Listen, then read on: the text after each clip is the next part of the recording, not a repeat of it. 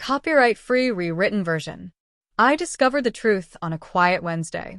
She had left her laptop open, a rookie mistake, or maybe a silent confession that she no longer cared.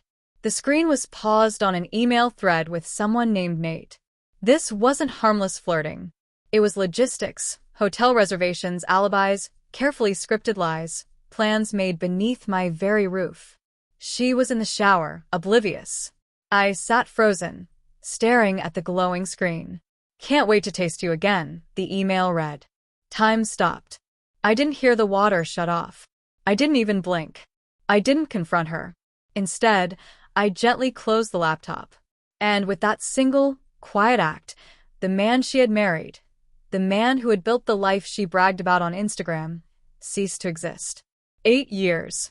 That's how long we were together. I had proposed with shaking hands and a heart full of dreams.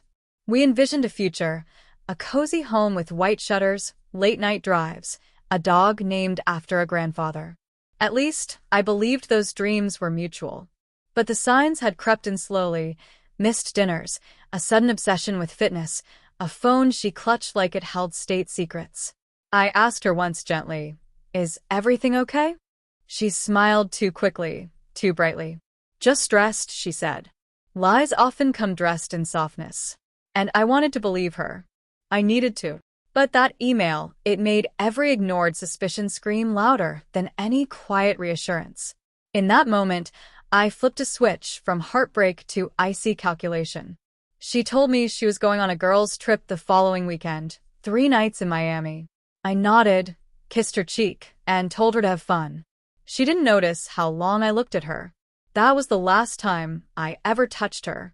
Once she left for the airport, I waited exactly 2 hours, then got to work. The plan had to be flawless.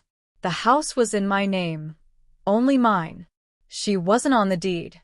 I called a discreet real estate agent and arranged a private cash sale. No signs, no open houses, no questions. Then came the finances. I had one secret account in my name alone. She never knew it existed. I legally moved 50% of our joint funds into that hidden account.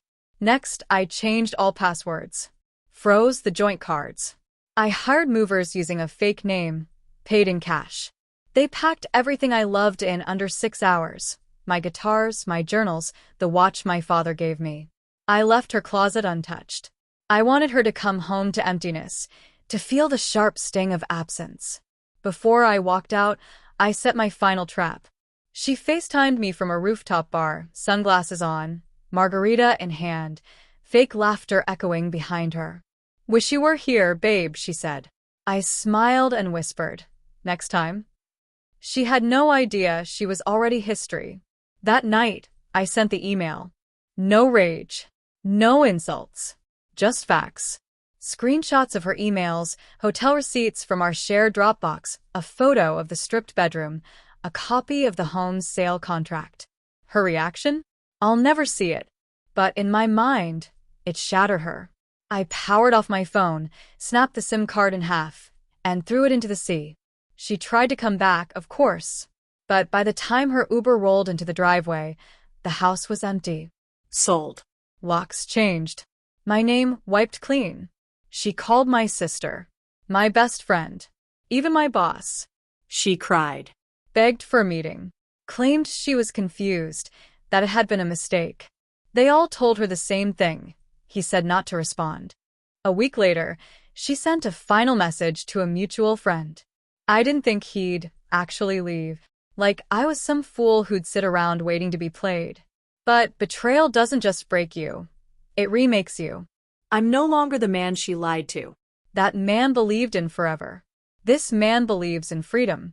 I live now in a different city, a colder coast, beneath unfamiliar skies.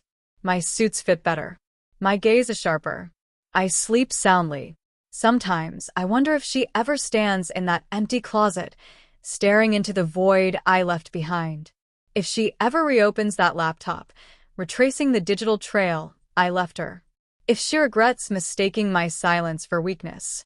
She never imagined I'd walk away. She thought silence meant surrender. But silence was my strategy.